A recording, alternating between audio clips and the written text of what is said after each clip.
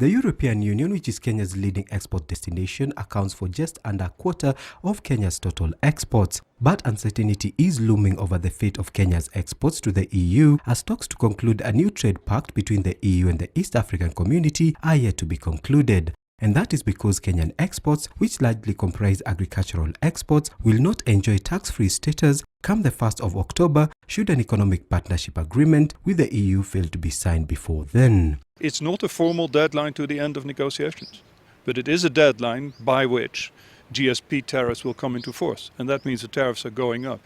And I would very much deplore that because it does, in that moment, constitute an impeding of trade flows.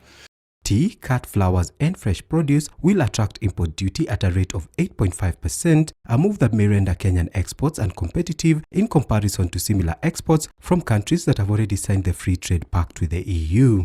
Given Kenya's status as a developing country, East Africa's biggest economy stands to lose more should the talks to hammer out an EPA drag on past the 1st of October deadline.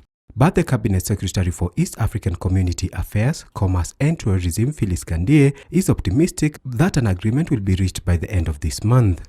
There is a meeting scheduled for the month of May for the ministers to decide on the outstanding issues.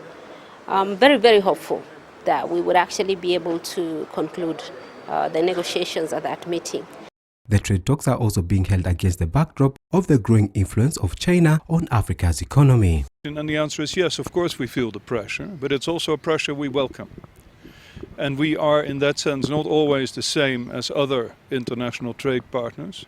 Chinese Premier Li Keqiang is set to visit Kenya this Friday as part of a four-nation Africa tour that includes Ethiopia, Nigeria and Angola. For The Big Question, I'm Henry Gedaiga.